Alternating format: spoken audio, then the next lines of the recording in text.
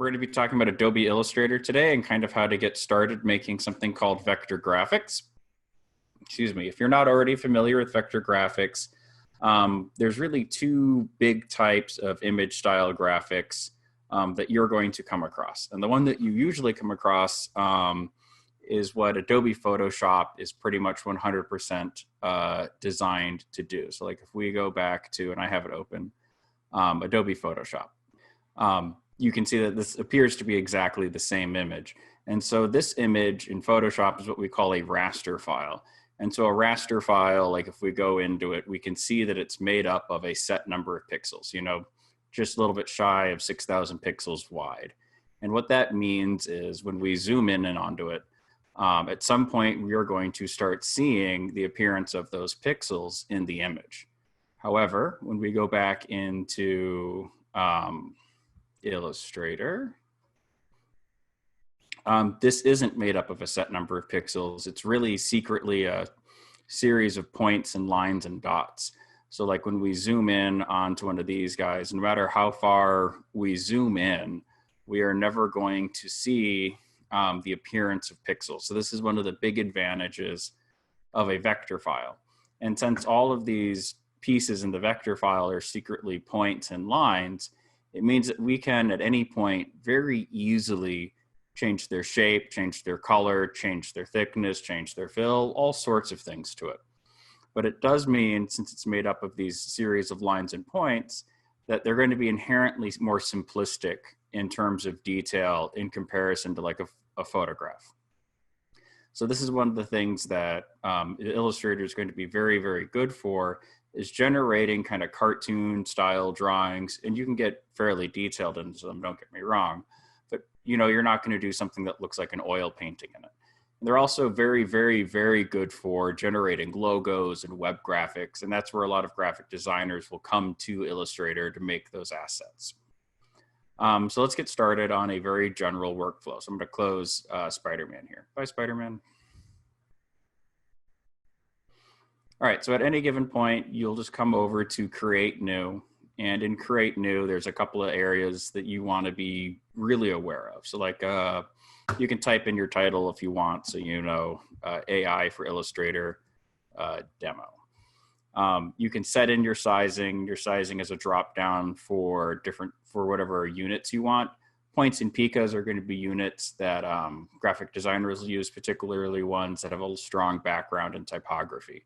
And then pixels is going to be great for if you're going to be outputting for just web applications. Generally, it's just easiest to work within one of these three, whichever one you know the best. So inches.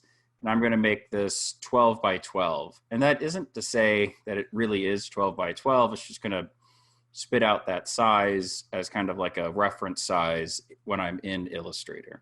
And then when I bring it out of Illustrator as a raster file, it will bring it out at these settings. There's something called Artboards. We'll talk more about these in a minute, but you can set its orientation as portrait or landscape based on your sizing. Since I'm square right here, it doesn't make a difference at all. Bleed, if you're going to be outputting to print, and when I say print, I don't mean like a photo print, like what you would do with a high-end printer or like even a decent desktop printer on photo paper. When I say print, I mean like mass market printing. So this would be offset printing for like a book or, like a newspaper or like packaging. What bleed is that area that you'll add to the outsides of it for when that stuff gets chopped down. And the bleed is just kind of a way to keep the appearance of white edges appearing around it. So not, unless you're doing a lot of CMYK work, this isn't going to be very applicable to you. Now, the stuff that really does matter is going to be color mode. So there's two color modes in here. And if you're going to be outputting to a computer screen or any other digital display or like a high-end fine art print or photo print, you want to work in RGB color space. And that's the color space of a computer, roughly. So like it's like the big broad offset for it. And we could really get into the difference between the different RGBs, but like that's a whole semester class in a college.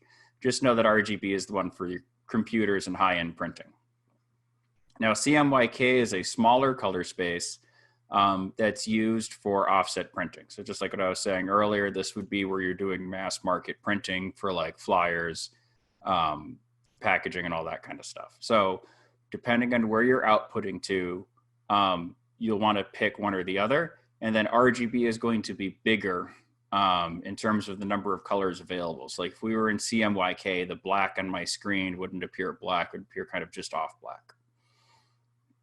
Raster Effects, if you're going to be going to screen, 72 is fine. And if you are going to be outputting for any sort of printing, you want to do 300. And what this stands for is how dense it makes the pixels when we convert our vector file into a raster file, or if there's raster stuff in our file.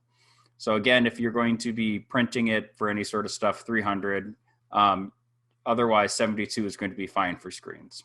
Although, like if it's going to be on screens, having it 300 isn't going to be a problem. The only way it'll be a problem is if you try to print something that's 72. Then you have some headaches.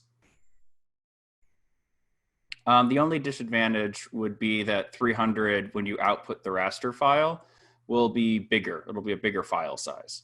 So like the dimensions of it will be the same, but it will be the same at those. It'll be this. When you output it, it'll be bigger, basically. Kind of. There isn't a real disadvantage to picking 300 PPI. There's a pretty big disadvantages to doing 72. So anyway, I'm going to click on OK or create, and that will spit out our very first artboard. So an artboard is going to be an area where I can make art. So hence the name artboard. And if I zoom out, so if you're on any sort of keyboard, you can hit Command- to zoom out, or we can use this tool right over here, and we'll talk more about them in a second, to zoom out. And so this is where I can draw and make my art that's going to be outputted. So if my painting or whatever is going to be 12 by 12, I have one of them right here. And let's say that I was doing multiples of the same thing with some variation between them, or let's say I was making a multi-page document, or like I wanted to be able to have multiple versions of stuff and easily bring things over. I can make more than one artboard.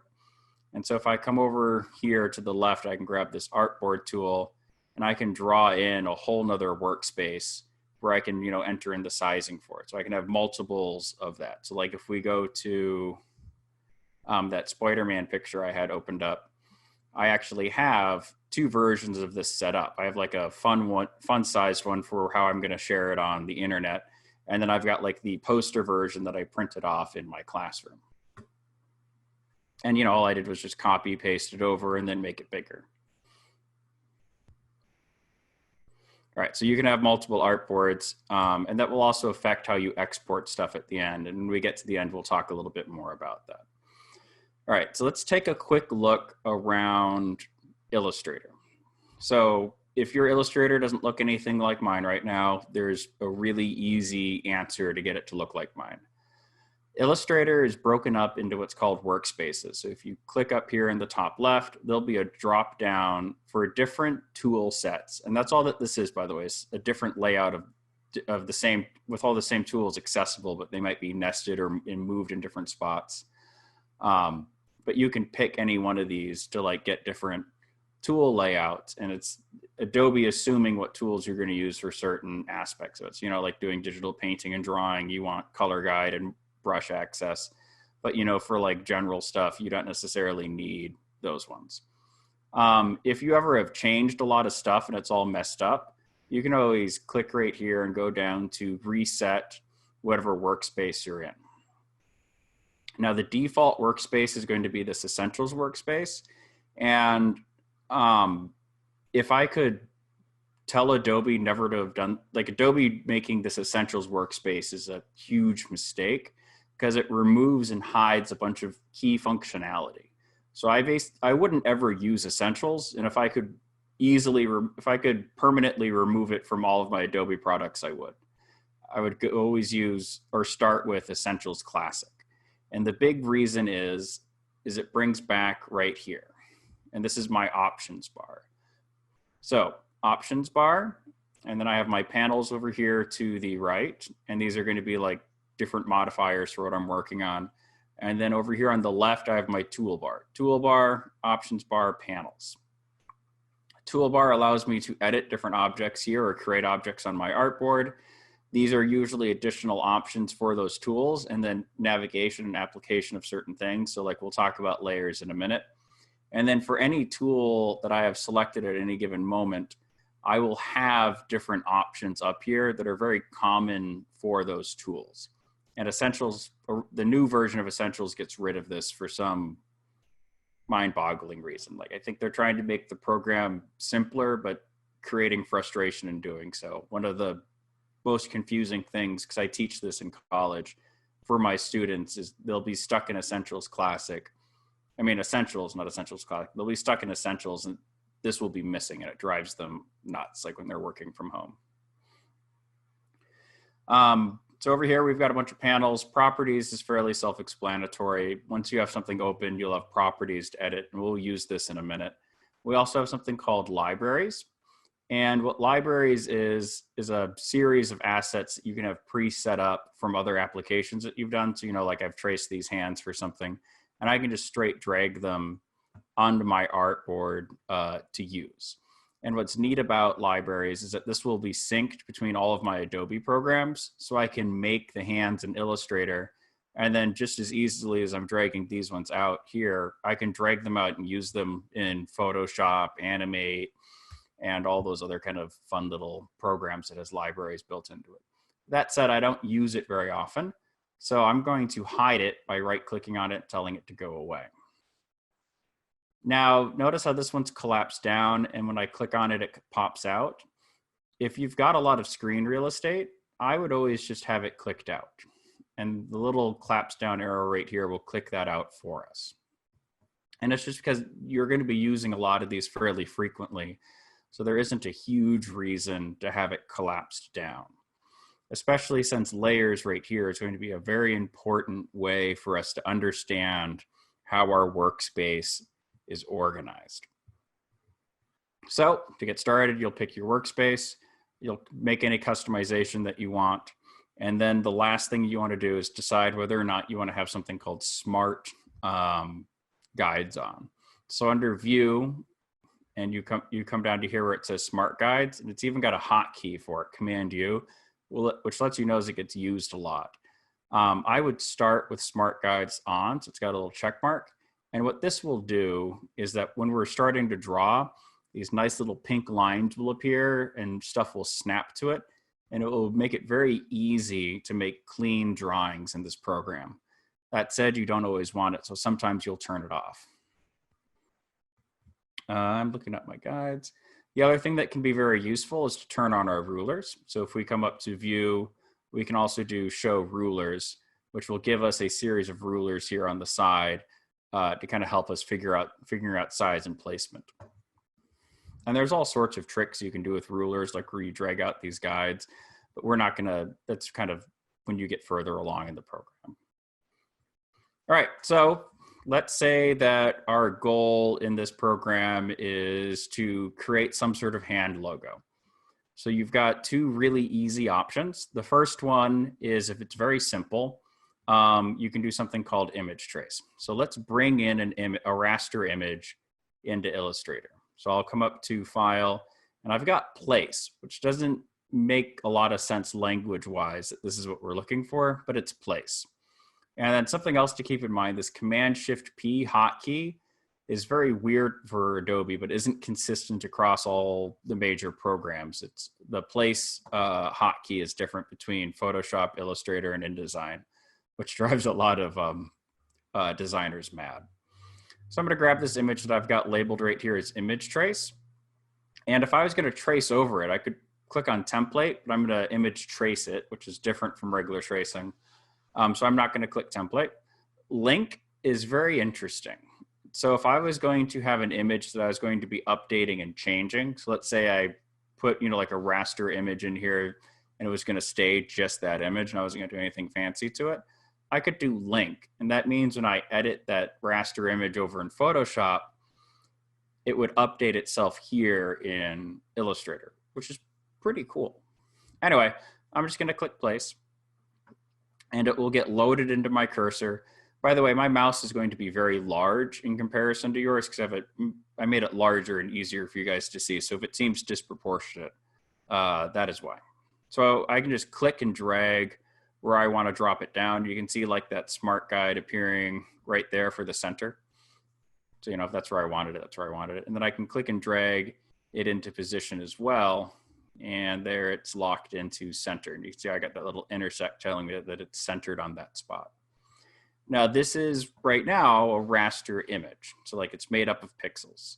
If I want to convert it into a vector automatically, simple stuff converts over very easily. So over here in my layers, if I click this drop down, you can see that this image is now its own thing over here. And you can see that it's labeled an image. And I can tell that it's an image because when I select it, I click with this tool right here, my select tool. I get a little blue dot next to it right here. The most cost-effective way to get Illustrator or Photoshop, unfortunately, is a monthly subscription to Adobe. They don't package Illustrator and Photoshop together. So you have to either do the full Creative Suite or get them separately, and it's generally cheaper to get the full Creative Suite. And I'm not, it might be your connection. I was testing the connection earlier. It was coming through okay. Is anyone else having choppy and static? And I can see if I can figure out what's going on my end. Let me know. Anyway, if I select this image using the select tool, and there's two of them, by the way, there's direct select, and we'll get to this one in a little bit. We can see that it's an image because right across here, across the top, it tells me that it's imagetrace.jpg. And then notice right here where it says unembed. So if I wanted to turn it into a linked file, I could click on this and it will ask me where I want it to be linked to. Same thing if I have a linked file I want to make embedded, I could click what would say embed right here. Now I can just click image trace right up here in my options bar to turn this into a vector image. And I can even click this drop down right here to pick different image trace options. But I generally like to have more control over my image trace. So what I'll do instead is come up into Window, and I'm going to open up the image trace panel. Image trace panel. Then I will go ahead and click on image trace. It will start to image trace it for me, and it will have broken it up into little pieces. Now, right now, if I expand it, so I'm going to break it up into its component parts, and more about what that means in a second. And I go into my direct select tool, you can see that it is now made up of little points to describe the shape of each one of these areas. But it's also made this white background its own shape, which is, not super useful for me. Like I don't necessarily want this white background to be here. So I'm going to undo that expand. So I've got my image trace accessible again, Command Z. And if I click right here for advanced, I can tell it to ignore white. So anywhere that has a white background, it will automatically remove that for me.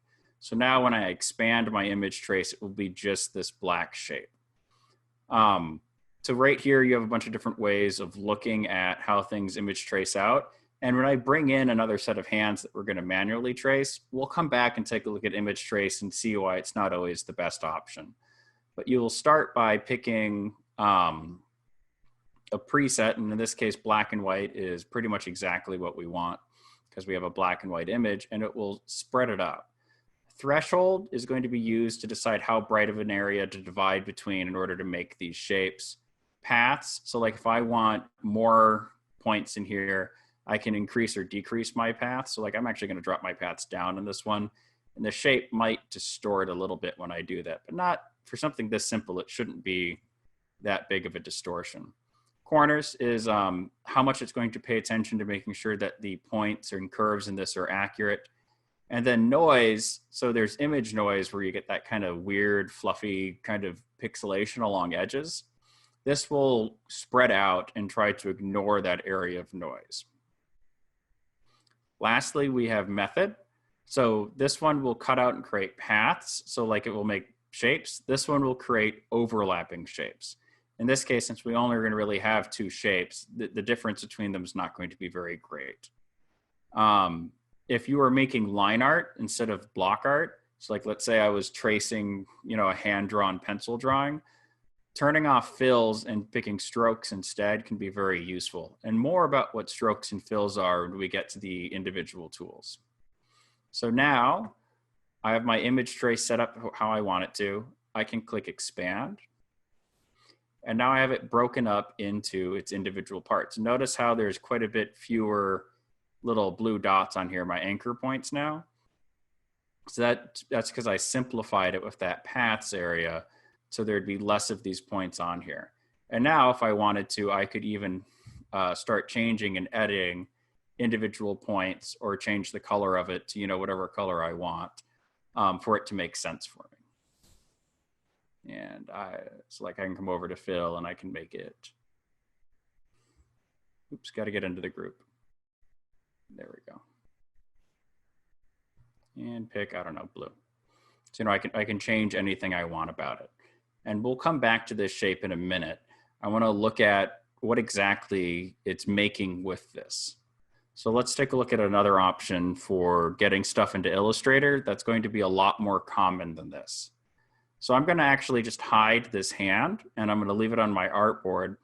And to hide it, I can click this eyeball, and it goes away.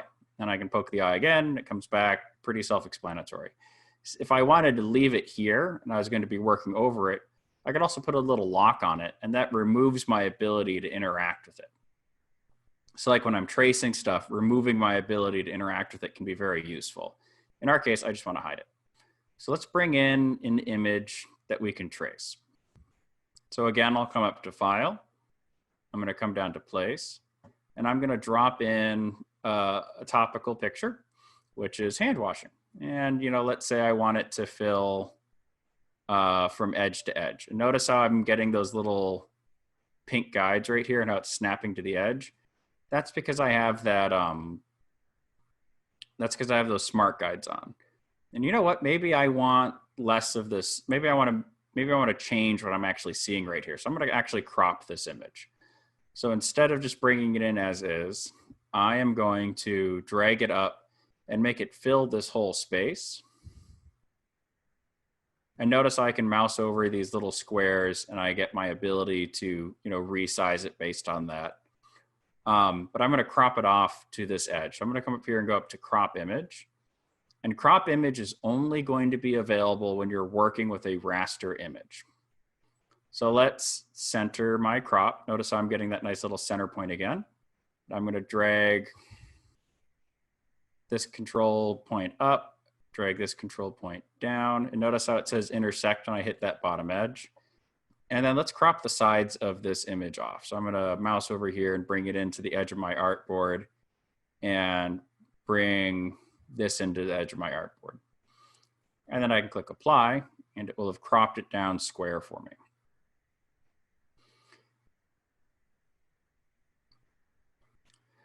Very good question. So crop is new. I want to say they introduced it within maybe a year ago. So if you update to the latest version of Illustrator, crop will be available for raster images. It is different from applying a clipping mask, which is I think what you mean by mask image. And in that, like when you were applying a clipping mask, that content is still there. When I've done this cropping to a raster image, those edges are now gone. There's no bringing them back. So it's more like the crop tool in Photoshop rather than a clipping mask, but functionally it does the same thing. I'm telling, the stuff outside that area I've marked off to go away. Also notice over here in my layers, I've got two different things now. I've got my hand image and I've got my thumbs up. But if I click the eyeball on my thumbs up, I don't see it. And so the reason why I'm not seeing this is because you can think of this as a stack of paper. And so since this is on top of the thumb, I can't see the thumb unless I bring it to be above that set of hands. And since this thumb is only this big, I can see the hands behind it because it's underneath it in the layer stack. This is something else that a lot of students can have trouble with when they first get into Photoshop and Illustrator is understanding layer stacks. So keep that in mind. Like if you bring something in and you're like, why can't I see this? The answer probably is your layer order is wrong. And you just got to, think a little bit about how it's all stacking together. If you're all familiar with traditional hand-drawn animation, how you've got like those cells of hand-painted characters over backgrounds, it's the same idea. All right, so let's say I want to trace these hands. Let's zoom in a little bit. So I'm gonna hit Command+ to zoom in. I could also come over to this magnifying tool, and this is another way of zooming in. It's like I can also just click and drag to zoom in and out. Notice I'm starting to see pixels because it's a raster image.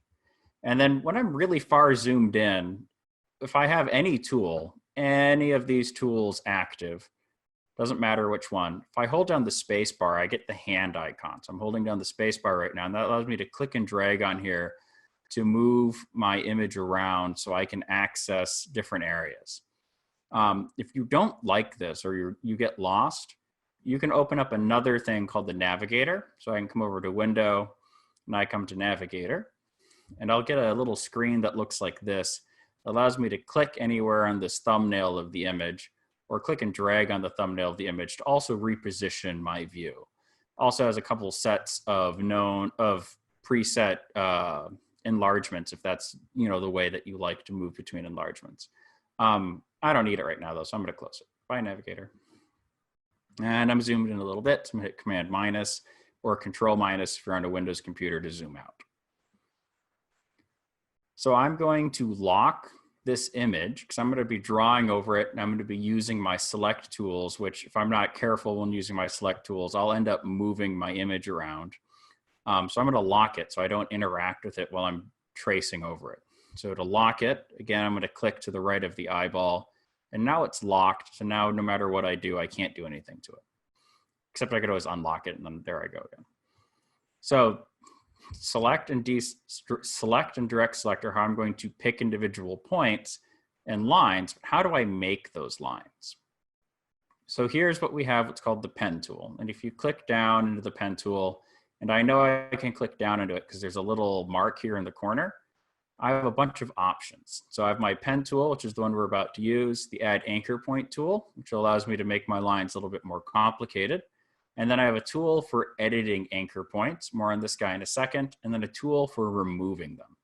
So let's take a look at the pen tool. So what the pen tool allows me to do is click, and I have a point, and then click, and I have a point, and in between it, I have a line. Now, if I click a couple more times, and then come back to my first point, I get a little circle next to my pen tool, and that tells me that I'm going to make a closed shape. So now I have a shape. So 3 points, anchor point, anchor point, anchor point, and then I have a line connecting all 3 anchor points together. So I make a closed shape. And when I go back to the select tool, it's going to allow me to grab this whole thing all at once, which is really nice. Now, let's say I wanted to, change the position of one of these points. This is where I would use that direct select tool. So I can click on direct select, and I can click on a point, so just one of them's active. So notice how these ones up here are white now, and this one's blue, and I can move just this point now. So direct select allows me to grab individual parts of it, and then regular select allows me to grab the whole thing at once. And this is also going to be true of groups. Later, when you really get into Illustrator, you'll group a bunch of stuff together down in here, just like this hand is. And the select tool will grab everything that's together in a single group. So when I have a shape like this little triangle, if I click on it, I have two very basic options for its appearance. And you can see them up here in the top. I have a solid block, which represents its fill, as in what color is inside it. So, I can change it to be whatever color, brings warm feelings to my heart. And then I have one that looks like a box. And the box is going to be the stroke. So the inside area is called a fill, and then the line going around it is called a stroke. Now, a stroke comes in different weights, and weights are fairly analogous to font size. So like if I make this bigger, the line gets thicker. I can also change how the line appears by coming into uniform, and you can see I can click on this one and it will automatically taper these lines for me, or I can go back to normal. And then I can grab some specialized lines. And so like here's like a sketch one, kind of make it look more like a sketch. And you can bring in tons of these. So like people that get really good at creating kind of comic book art or other types of that kind of style of art in here will often have custom strokes to make their stuff look better. But generally basic is a good place to start with. I can also change its opacity. And so opacity is how transparent it is. So if I want to be able to see the background through it, I can turn down my opacity. A couple of other things to note about stroke is right now, if we look at it, it's going directly over my center line. So if I wanted to, I could tell it to go only inside this line or outside this line. So like if I needed like a square box with a stroke on it that had to be, 1 inch by 1 inch. So let's make this 1 inch by 1 inch. So over here, when I've got my box selected, I have some sizing over here. So I can type in 1 inch by 1 inch. So it's now the line that's in the center of the stroke is exactly a 1 inch square, but the stroke is making it bigger. If I wanted it to be exactly 1 inch, I can change how that stroke is applied. This is another area where Adobe tries to make things more simple, but makes it harder than it needs to be.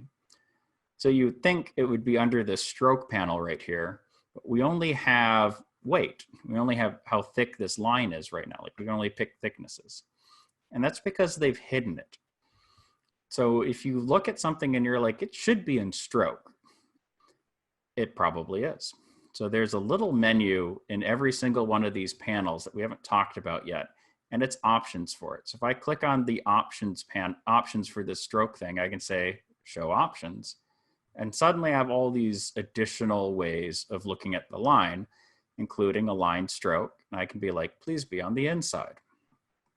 Or, heaven forbid, I wanted please be on the outside, or please be centered on my line again. So if I wanted exactly 1 inch cube, I would tell it to go onto the inside and I've got my 1 inch cube.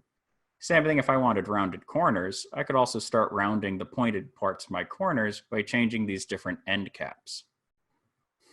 So like if we zoom in so we can see it, click off of it. And we need to break the line. This anchor point can go away. There we go. And you can see how I've got now little rounded ends right here instead of the hard point ends. All right, so let's look at tracing this hand a little bit more. So to delete this, I can grab my regular select tool and I can click on it and hit delete. Or over here in my layers, I can click on it and then hit the trash can.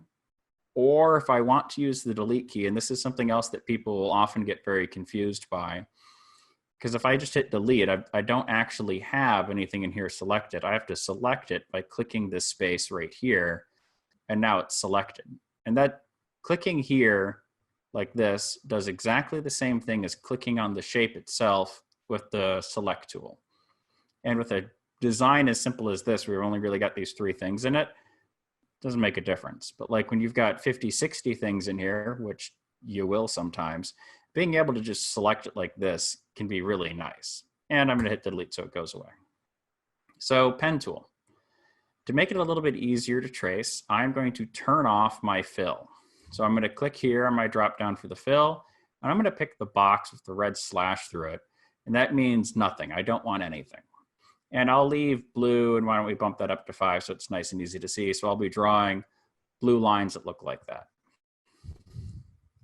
And I'm hitting Command Z to back out of that. So let's trace these hands and make them. So, let's grab here. And I'm just going to, all I'm doing is clicking on points right now.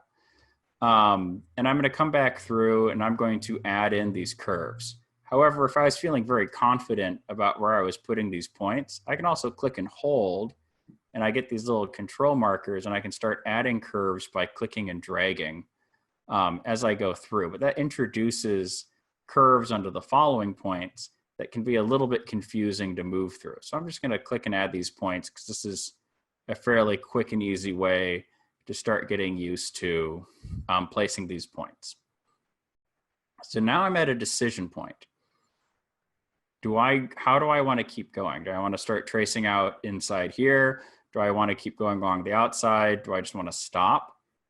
And the answer usually is to trace the whole outside of what you want to do and ignore all interior details. And it will make sense in a minute why I'm doing it that way. So I'm going to go through real quick, and I'm going to trace the outside of this.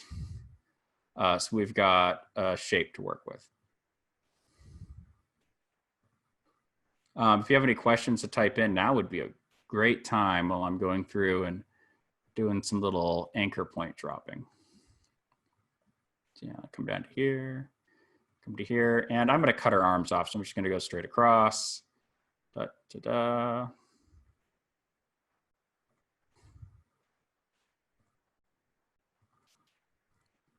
And notice how I get my little circle.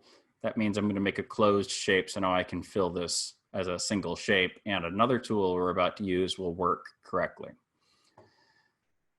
So now I can come through with the anchor point tool. And again, I'm clicking and holding on the pen tool to get to the anchor point tool. And what this will allow me to do is click on individual points, and I can click and drag to get these controls. Or I can also click and drag on any line to start adding those curves. And you can see now it's a little bit easier for me to bend out her hand this way, which is why I decided to wait to do it this way to make this shape. And so, probably about there.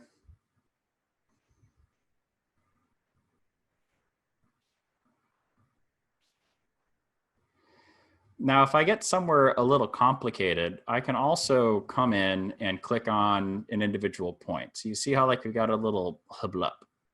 So this is where I'd want to click on the handle for that point. And this allows me to edit just half of that, half of that curve. So I can bring that down and smooth that guy out. Same thing right here, I can click and drag it out to kind of add in that little bit of blup. And you know what, let's just bring you slightly down. And then we're going to click and drag here to kind of nicely smooth that out. And then I'm going to click and drag right here because what I really want is a nice curve right there. And I'm going to click and drag this one out. And then I want to click on just the one handle to delete that edit. So again, let me back up. I'm clicking and dragging on this one, and I'm looking at that edge of the sleeve. And I like that edge right there, but I don't want this handle. So if I click on it, it'll go away, which is super nice. Same thing right here. I'm going to click and, oh, got to flip it. I'm going to drag this basically straight up until this curve looks about like what I want. And then I can click on this handle to make that go away.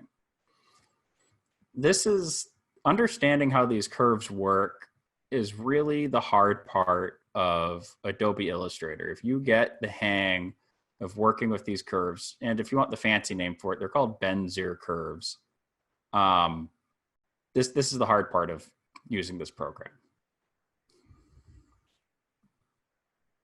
Yeah, it really is the hard part. Like if you struggle with the pen tool, it's the part that my students like. We start with the pen tool, and it's could be the end of the semester before they've really got the hang of it.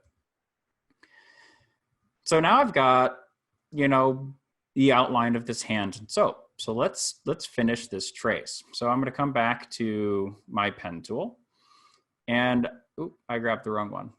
My pen tool, and I'm going to start adding in some of these details. So like for this finger right here, I'm going to click right there. I'm going to click on her knuckle. And then I'm going to bring it up into here, and notice how I get it to snap into place. And I'll zoom in so it's easier to see. It snaps into place on this path. I very much want to do this, and this will make sense why in a minute. So I want it yes on that path. Now I've got a line coming off of here, and I don't want to continue drawing with this line. So I'm just going to hit escape, and then now I'm done with that line. Same thing right here. We'll click, and then I'm going to bring it up here, and I want it to snap onto that path. Hit escape, so I no longer have it active. Now, somewhat irritatingly, like it doesn't like it if I find a point on here. So where is one? Here's an anchor point. If I click on it, it doesn't usually like to let me work from that point. So it's usually easier to click off to the side and bring it back up by hand. So anchor, yes, thank you very much. And then I'm gonna hit escape again, so I'm off of there. Zoom out.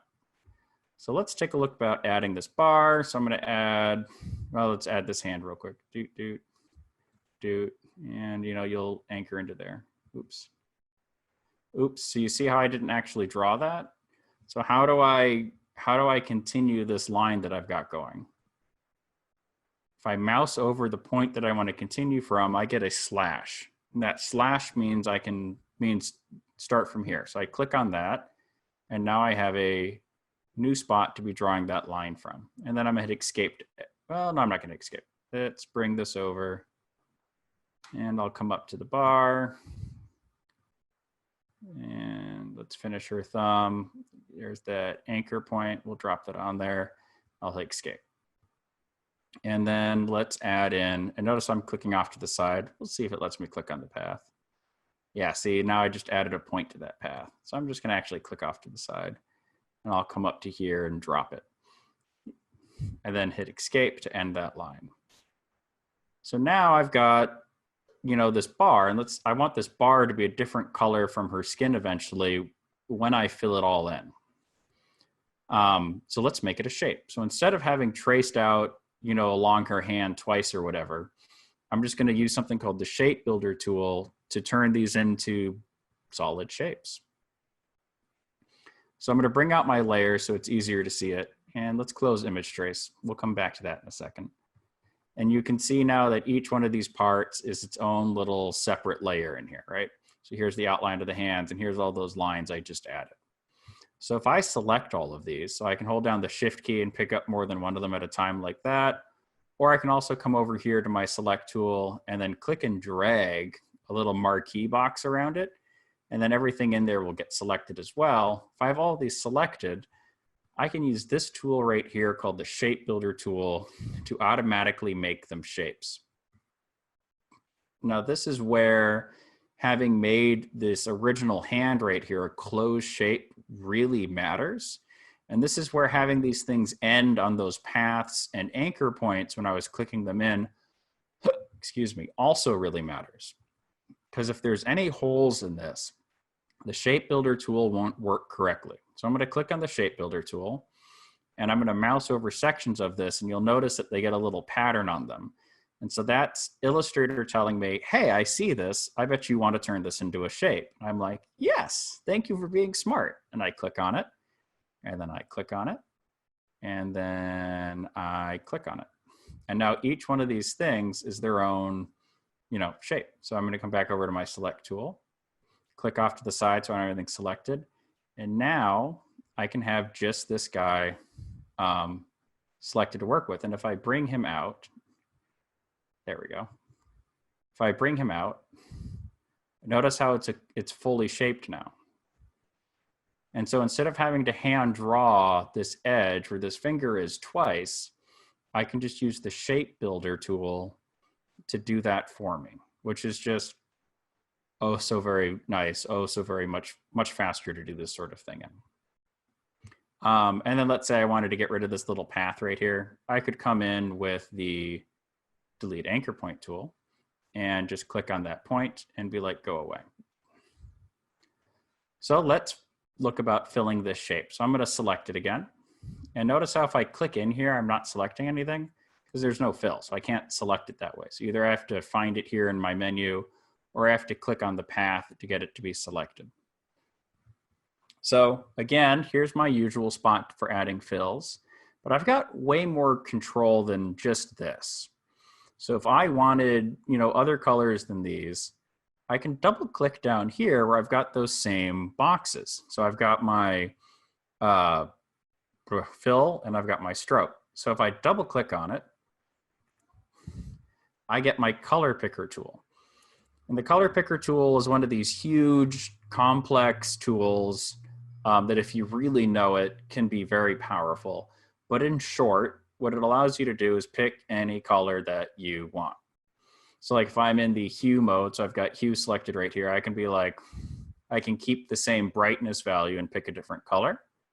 Same thing with saturation. I can keep the same hue value and then reduce how saturated it is.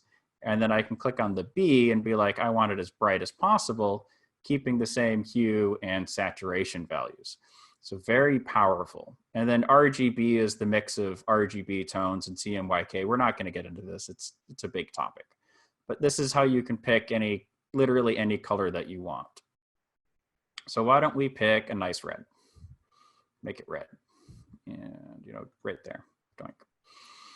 Now let's say I wanted the color complement for the outline. So if you know anything about art, we have complementary colors, colors opposite of each other on the color wheel. I am going to come over here to where it says color guide, which is one of the handiest things in Illustrator. And I can click on this drop down and I can pick complementary colors. Thank you very much. And then I am going to pick green. So I've got my red and I've got my green, and these are the color complements. So if I make this blue active, so it's the one on top, come back over to color guide. I want, oops. This part's always a little goofy. I can add this green or red as a swatch. So I'm going to drag it down. Excuse me, I'm going to click new swatch. Oop, so now I've got my red, make it green, come back to my blue, make it red. And now I've got my color complements. Pretty garish in this case, but funny, goofy stuff. All right, so why didn't we just use image trace on this? So I'm going to go ahead and hide. I'm just going to click and drag over the eyeballs, all of my tracing. And then I'm going to unlock this background image and select it so I can image trace it. So what happens when you image trace a photograph? So I'm going to come over to Window and I'm going to bring out my image trace guy so I have way more control. And I'm going to click image trace. Ooh, all right, so we're in black and white, not so good. So let's go into preset for high fidelity color photo. One, you can see that it takes a while. I've got a fairly beefy computer, so slower computers are going to have trouble with this. And when it spits it out, it's going to spit it out as a vector file, all right, but it's going to have lost detail and it's going to be harder to work with. So this one isn't too bad on that detail loss. So I should be able to click this on and off. There we go. You see some of that detail loss. But when I expand this out, that's not workable. I can't use this to make an outline of her hands easily.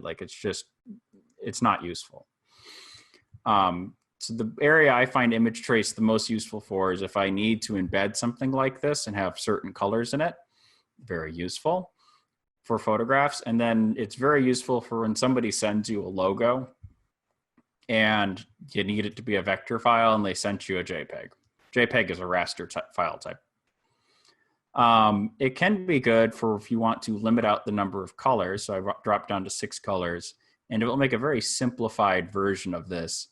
But again, usually I've found overall, not always, it's always good to check it. Overall, image tracing it and trying to work with this is more trouble than it's worth. It's better to just trace out the parts that you actually want and then have full control over it.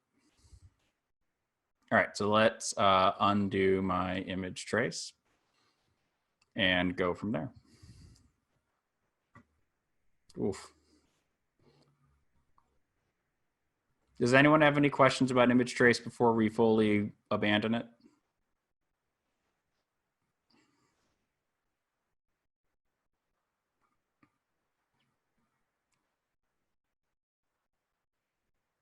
All right. So I'm going to hide this because I don't want it. And let's say that this hand was my completion, or my thumbs up right here was my complete object. Oops, got to unlock it to move it. How do I get these out of Illustrator? So I have a bunch of different options when it comes to saving. So if I come up to File and I go to Save As, I have right here in this drop down. And by the way, if yours looks like this, it's very simplified.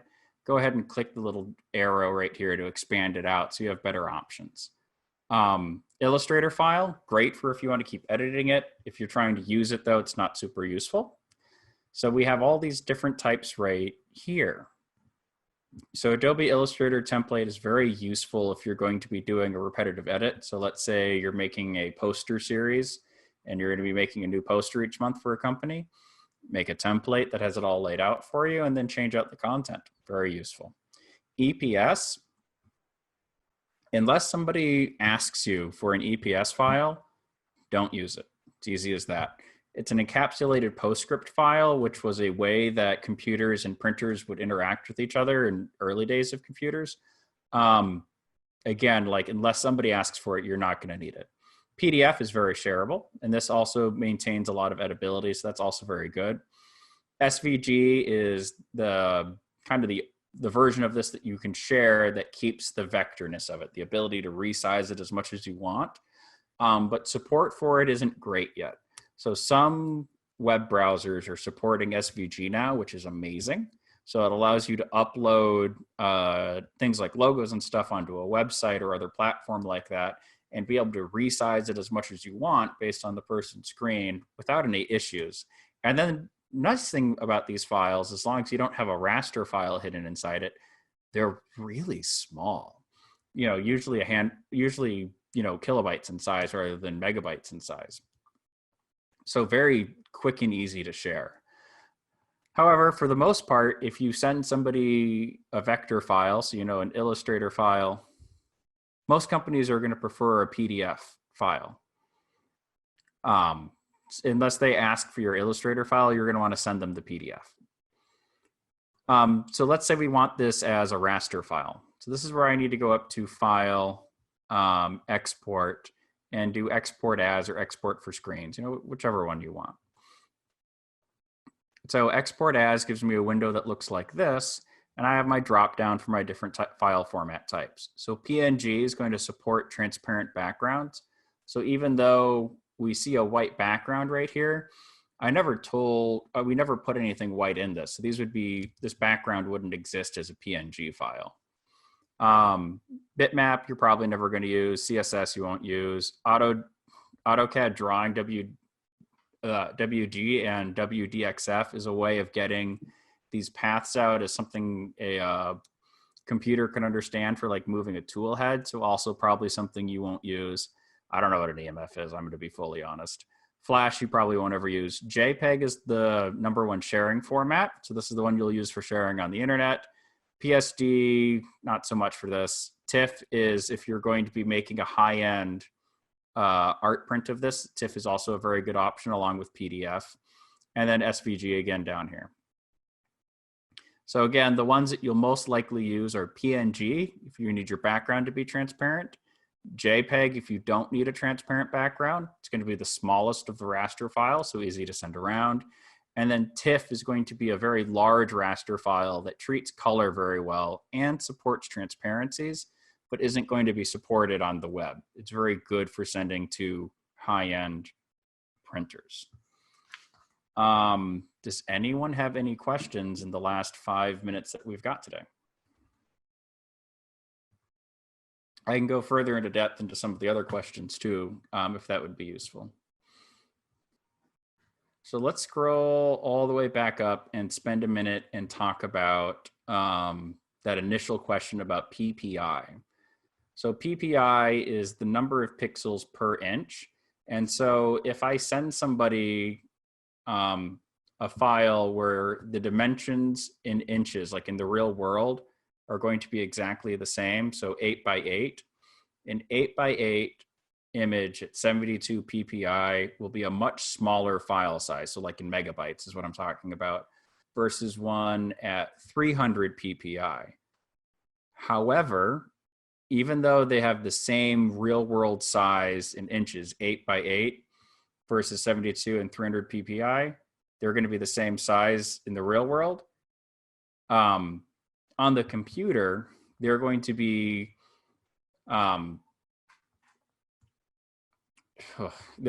different if I have them both at 8 by 8. the one that's at 72 ppi will be made up of much fewer pixels. Yes and no. So if you convert an image that's 75, and it's PPI, by the way, the internet's very bad about this, and even my high school teacher taught me wrong to this, and I actually used it as an example in my class about watch what your teachers tell you. DPI stands for dots per inch, which is how colors are going to be mixed together in things like halftones on a printer.